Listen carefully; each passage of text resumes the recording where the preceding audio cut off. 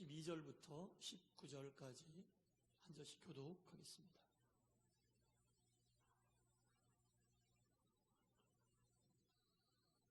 그 이튿날에는 명절에 온 큰 무리가 예수께서 예루살렘으로 오신다는 것을 듣고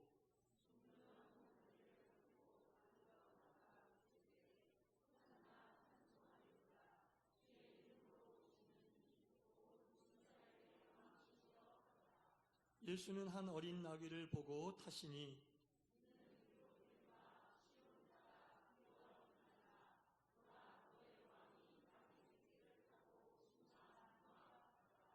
제자들은 처음에 이 일을 깨닫지 못하였다가 예수께서 영광을 얻으신 후에야 이것이 예수께 대하여 기록된 것임과 사람들이 예수께 이같이 한 것임을 생각났더라.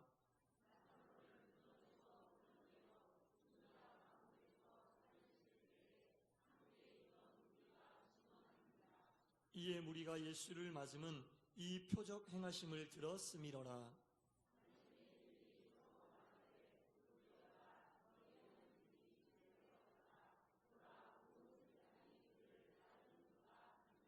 아멘. 주님의 평안이 여러분 모두에게, 주님의 은총이 여러분 모두에게 임하시기를 간절히 축원합니다. 아멘.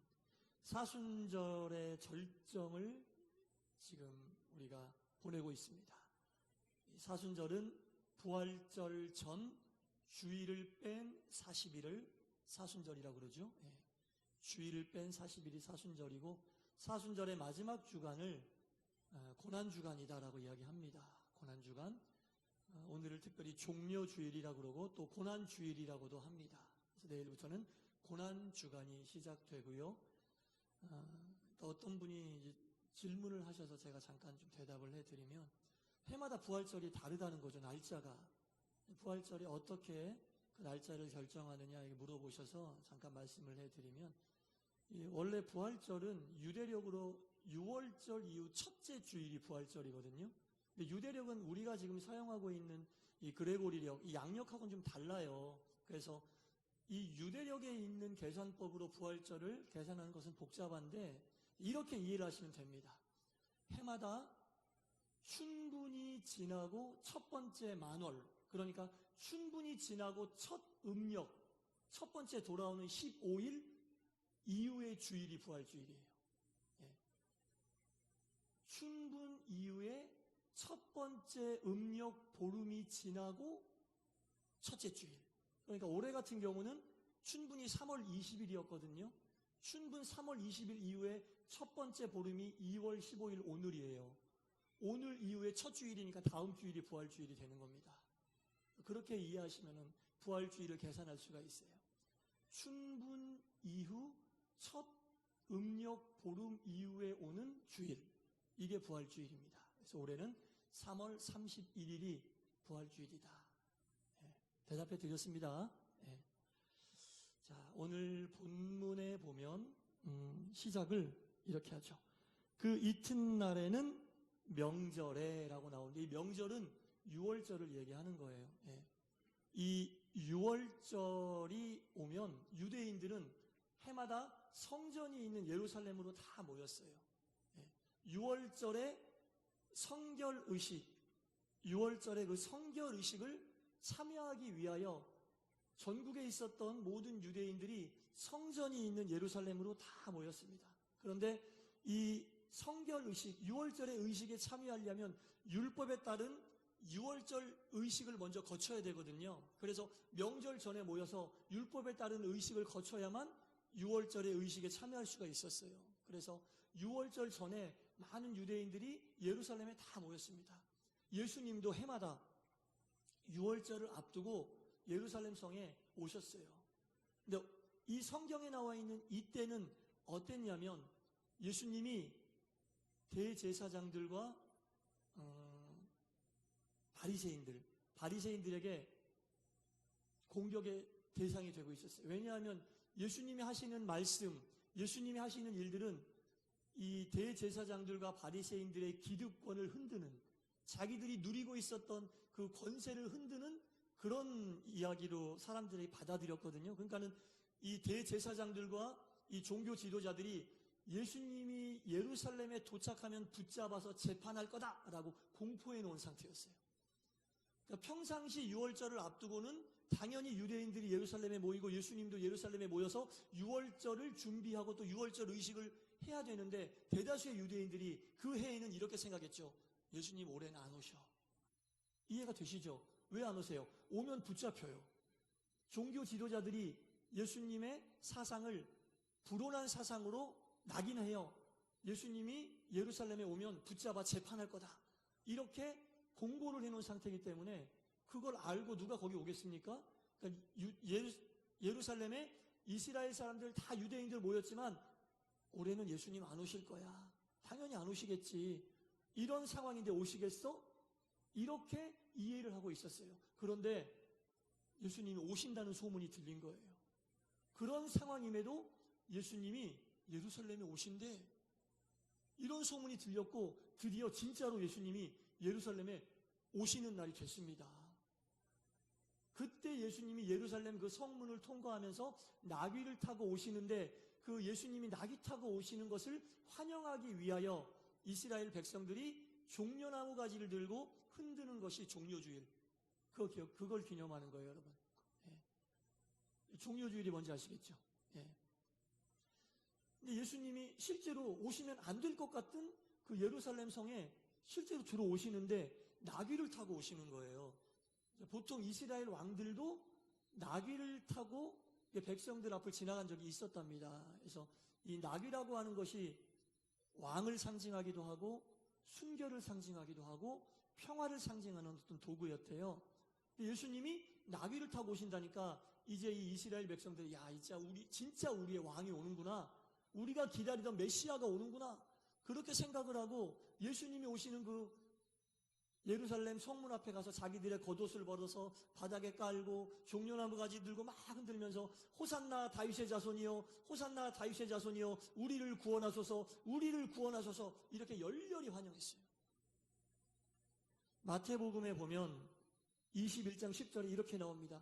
얼마나 그 환영하는 인파의 소리가 컸던지 지축이 흔들렸다라고 나옵니다. 예루살렘의 지축이 흔들렸다. 지축이 흔들렸다는 건 뭐예요? 함성 소리가 너무 커서 땅이 흔들렸다는 얘기잖아요. 그 정도로 이 유대인들이 예수님을 열렬히 환영했다라는 겁니다. 굉장히 환영을 했죠. 정말 자기들이 살 길은 이분밖에 없다, 이런 식으로 너나 할 거 없이 모두 나와서 예수님을 위대한 승리자로, 위대한 구원자로, 당신만이 우리를 살릴 분이다라고 정말 지축이 흔들릴 정도로 열광적으로 환영했다라는 겁니다. 이렇게 환영하는 인파가 있는 반면 예수님을 또 기다리고 있었던 부류도 있었죠. 누굽니까? 대제사장들과 바리새인들. 예수님이 들어오기만 하면 붙잡아서 재판을 해야 되잖아요. 예수님에게 죄를 뒤집어 씌워서 자기들의 기득권을 흔드는 그 예수님을 붙잡아서 재판하고 사형까지 하려고 하는 아주 나쁜 마음을 먹고 있었던 대제사장들과 바리새인들도 그곳에 있었어요. 예루살렘에 있었는데 실제로 예수님이 들어오시는 모습을 보니까 자기들이 마음 먹었던 대로 하기가 쉽지 않아요. 왜? 대다수의 백성들이 그분을 추앙하고 그분을 환영하고 그분을 따르니까 아무리 자기들에게 어떤 종교적인 권력이 있어도 예수님을 함부로 못하는 거예요. 그러지 않겠습니까? 백성들이 추앙하는 그분을 붙잡아다 재판하고 사형하면 밀란이 일어날지도 모르고 그 백성들의 그 아우성을 잠재울 수가 없으니까 이 종교 지도자들과 바리새인들도 어쩔 수 없는, 당장 붙잡아가지 못하는 그런 상황이었습니다. 지금 예루살렘 성이 딱 그런 상황이거든요. 그런데 우리는 여기서 집중해서 볼 게 뭐냐면 예루살렘 성에 입성하시는 예수님의 이 외형적인 모습을 좀 살펴볼 필요가 있습니다. 나귀가 뭐의 상징이라고 그랬습니까, 여러분? 왕의 상징이기도 하고 평화의 상징이기도 하고 순결의 상징이라고 말씀드렸잖아요. 보통 왕이 나귀를 타고 들어오면 일단 그 나귀는 왕이 탔기 때문에 그 탄 왕은 왕의 신분에 알맞은 골룡포를 입는 거예요. 화려한 임금의 옷을 입고 그 나귀에 타야지 왕이 탔다는 것을 알 수 있거든요. 근데 나귀를 탄 예수님의 모습은 전혀 임금이 입는 옷이 아니에요. 정말 너무 누추하고 너무 초라한 옷을 입고 나귀를 타고 들어오고 계셨습니다. 그뿐 아니라 임금이 나귀를 타고 들어오면 앞에 레드카펫이 쫙 깔리거든요. 멋있게 그 나귀가 지나가는 길을 만드는데 예수님이 타고 온 나귀의 길은 레드카펫이 아닙니다.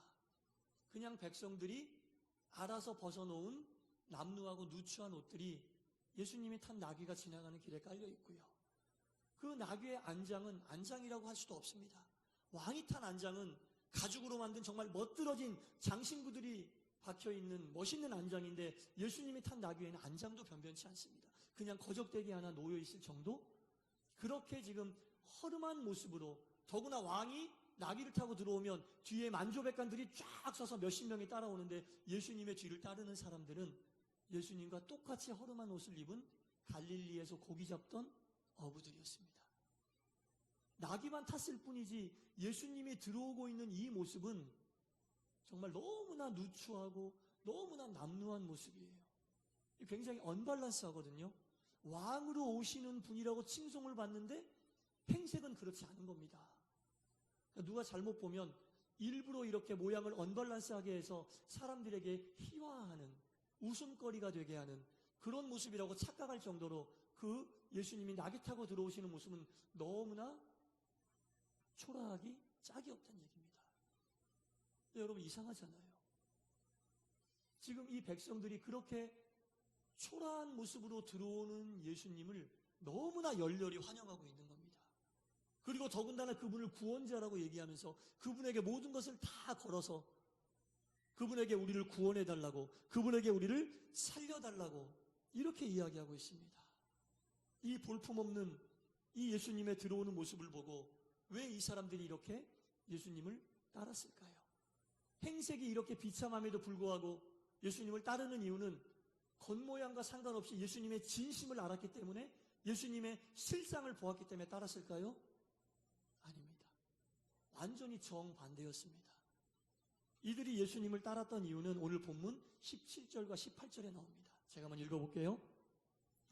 나사로를 무덤에서 불러내어 죽은 자 가운데서 살리신 때에 함께 있던 무리가 증언한지라. 이에 무리가 예수를 맞음은 이 표적을 행하심을 들었음이로라. 예루살렘 성에 들어오시기 바로 직전에 예수님이 우리가 잘 알고 있는 죽은 나사로를 살리는 이적을 베푸셨어요. 지금 이 환영 인파 속에 있는 유대인들 가운데 예수님이 나사로를 살렸을 때 그 현장에 있었던 사람도 있었다는 겁니다. 그리고 그들이 와서, 야, 예수님이 이제 예루살렘에 들어오는데 그분이 죽은 사람을 살리신 분이야. 엄청난 능력을 가지고 계신 분이야. 우리의 지금 힘들고 어려운 문제는 그분이 다 해결해 줄 수 있는 신통력이 있는 분이야. 내가 봤어. 실제로 본 사람이 있어요. 나사로 살려주는 일을 실제로 본 사람이 있어서 유대인들에게 예수님에 대한 소문이 그렇게 났어요. 그 예수님이 예루살렘에 온다니까 사람들이 정신없이 나가서 예수님을 맞이한 거예요. 그래서 예수님 환영하고 있는 거예요, 여러분. 행색으로 봐서는 환영할 수 있는 행색이 아니에요. 비참하고 남루하고 누추하고 초라한 그런 모습으로 들어오는 예수님을 이렇게 유대인들이 환영했던 것은 바로 이 이유 때문입니다.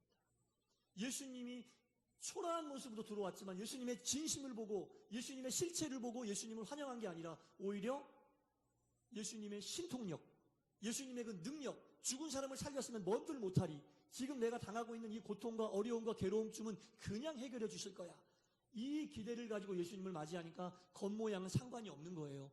실제로 죽은 사람을 살리는 모습을 본 사람이 얘기해 주니까 예수님이 어떤 옷을 입든지 전혀 상관이 없어요. 예수님의 실체를 보고 환영한 게 아니라 예수님의 허상을 보고 이들은 환영하고 있었습니다. 이게 종료주일의 실체예요. 사람들은 예수님의 그 모습을 보고 열렬히 환영하고 있었습니다. 실상이 아닌 허상을 보고 환영하고 있었습니다. 참 아이러니하지 않습니까, 여러분? 이렇게 예수님을 환영했던 사람의 마음속에 그런 마음이 있었다니, 자기의 이기심과 욕심을 채우기 위하여 이렇게 예수님을 환영하고 있었다니. 예수님의 진심은 그게 아니잖아요. 예수님은 어떤 능력으로 죽은 사람을 살리고 능력으로 그들의 이기심이나 욕심을 채워주기 위하여 오신 게 아니거든요. 예수님은 정말 이제 앞으로 당할 고난과 이 고난으로 인하여 모든 사람들이 죄로부터 해방되고 하나님의 자녀로서 온전히 세워짐을 받기 위하여 그곳에 오셨는데 예수님을 맞이하는 사람들은 마음이 그게 아니었어요. 기대하고 예수님을 맞이했는데 예수님이 자기들이 원하는 대로 안 해주거든요. 그랬더니 딱 닷새 만에 이들이 또 한 번 함성을 지르는데 뭐라고 함성을 지르냐면 저자를 십자가에 못 박아라라고 함성을 지릅니다. 이 유대인들은 배신감이 엄청났을 거예요. 기대하고 있었는데 자기들의 기대대로 예수님이 자기들의 욕망을 채워주지 않으니까 예수님에게 배신당했다고 생각하는데 예수님은 이들을 배신한 적이 없어요. 자기들이 혼자 욕망을 갖고 그것을 예수님에 대하여 혼자 기대하다가 자기들 뜻대로 안 되니까 배신당했다고 착각하고 있는 거예요. 그리고 닷새 만에 또 한 번 지축을 흔들면서 함성을 지르는데 그때는 예수님을 십자가에 못 박으라고 함성을 지르는 거예요. 여러분, 이게 인간의 모습이에요. 제가 이 설교를 준비하면서 참 깨달았는데 이 유대인들의 모습을 우리가 잘못됐다고 질책만 할 수 있을 것인가? 예수님의 실체를 보지 못하고 허상을 보면서 예수님에게 내 욕망을 채워달라고 기대하고 내 이기심을 채워달라고 기대하면서 사순절도 보내고 고난주간도 보내고 부활절도 맞이하는 건 아닌가? 그렇잖아요, 여러분. 사순절에 나와서 우리가 기도하고 고난주간을 보내면서 내일부터 특별 새벽 기도하는데 그때 하는 기도도 우리의 욕망을 채워달라는 기도를 하는 건 아닌가? 우리의 욕심을 채워달라는 기도를 하는 건 아닌가? 예수님의 진심은 그게 아닌데 그러려고 예루살렘에 들어오신 게 아닌데 예수님을 맞이하고 있던 사람들은 그런 마음으로 맞이하고 있다가 예수님이 그럴 의사가 없는 것을 알고 바로 예수님을 십자가에 못 박아버리잖아요. 이 시대를 살고 있는 그리스도인들이 그런 마음이라면 똑같이 예수님을 십자가에 못 박는 겁니다. 기도해도 예수님을 십자가에 못 박을 수 있는 겁니다. 욕망과 이기심을 채워달라고 기도하면 예수님의 진심에서 벗어나면 예수님을 십자가에 못 박을 수 있는 거예요, 여러분. 행위도 중요하지만 그 행위에 어떤 마인드가 있느냐가 더 중요한 겁니다. 어떠한 마음으로 예수님을 열렬히 환영하고 어떠한 마음으로 예수님을 기다리고 있는지 다시 한번 생각해 봐야 될 때입니다. 지금 이 예루살렘 성 안에 있는 부류는 두 부류잖아요. 한 부류는 예수님을 정죄하기 위하여 재판하기 위하여 기다리던 대제사장들과 바리새인들, 또 한 부류는 자기들의 욕망과 이기심을 채우기 위하여 예수님을 환영하고 기다렸던 이 두 부류인데 이 두 부류의 공통점이 있어요. 두 부류 다 너무나 하나님을 잘 알고 메시아를 기다리고 있었던 부류라는 거죠. 근데 결국은 두 부류 다 예수님을 어떻게 했어요? 십자가에 못 박았어요. 예수님을 십자가에 못 박는 부류는 예수님을 모르는 사람들이 아니에요. 예수님을 너무나 잘 알고 있는 사람들이 예수님을 십자가에 못 박아요. 이 종교 지도자들은 자기들의 기득권이 흔들리니까 예수님을 십자가에 못 박기를 원했고 유대인들은 자기들의 욕망과 자기들의 욕심이 채워지지 않으니까 예수님을 십자가에 못 박았어요. 하나님을 잘 알고 메시아를 기다리고 있던 사람들이 예수님을 십자가에 못 박는 거예요. 이게 종료주의를 보내면서 고난주간을 맞이하면서 우리가 되새겨봐야 될 점입니다. 그냥 예수님이 나귀 타고 성에 들어오시니까 환영하고 시간이 돼서 닷새 뒤에 그냥 십자가에 못 박혀 돌아가시고 죽은 지 사흘 만에 부활하시고 그렇게 그냥 아무런 그 감정의 기복 없이 아무런 하나님의 그 마음의 움직임이 없이 진행된 게 아니라 다 이런 어떤 감정이 얽히고 이런 마음들이 이런 일들을 만들어낸 겁니다, 여러분. 그래서 우리가 지금 종료주일입니다. 고난주일이기도 하고 내일부터는 고난주간이 시작이 됩니다. 종료주일에 예수님을 환영했던 인파의 마음으로 우리가 이 종료주일을 보낼 것인가? 아니면 오늘을 기점으로 해서 이들이 했던 실수를 범치 않으며 이번 종료주일부터 시작되는 고난주일, 고난주간은 정말 예수님의 허상이 아닌 예수님의 실상을 우리가 좀 알고 내 욕심과 이기심을 좀 내려놓고 아무것도 예수님에게 내 욕심과 욕망을 위해 기대하는 것이 아니라 이제 예수님의 마음을 이해하고 온전히 순전히 감사하는 마음으로만 이번 고난주간을 보낼 수 있었으면 정말 좋겠습니다. 그래서 이 종료주일과 이제 앞으로 시작될 고난주간은 정말 이 의미 그대로의 시간이 되어서 우리에게 종료주일과 고난의 의미를 제대로 알면서 보낼 때 다음 주에 있을 부활주일이 너무나 가슴 벅차고 감격적인 부활주일이 될 수 있을 것 같습니다. 사랑하는 성도 여러분, 우리는 예수님의 진심을 볼 수 있기를 간절히 바랍니다. 진심을 보고 진심에 부합한 모습으로 하나님께 영광 돌리시기를 주님의 이름으로 간절히 축원합니다. 기도하겠습니다. 주님, 예수님은 정말 하나님의 명령을 받고 우리 모두를 살리기 위하여 예루살렘으로 들어오셨는데, 예루살렘에서 예수님을 기다리고 있던 사람들은 예수님의 진심을 보지 못하고 실체를 보지 못하고 허상을 보며 자기의 욕심과 이기심을 채우기 위하여 예수님께 환호하고 있습니다. 예수님의 진심이 그것이 아닌 것을 알고 바로 마음을 돌려 예수님을 십자가에 못 박으라고 또 지축이 울릴 정도로 환호하고 있습니다. 이것이 그 옛날 오직 유대인들의 모습이겠습니까? 이 시대를 살고 있는 우리들의 모습일 수도 있습니다. 종료주의를 보내고 고난주간을 시작하면서 예수님의 진심을 보게 하여 주옵소서. 진심으로 예수님의 그 마음을 헤아리고 환영하게 하여 주시고, 고난에 동참하여 어느 해보다도 감격적이고 은혜로운 부활주의를 맞게 하여 주옵소서. 예수님 이름으로 기도드려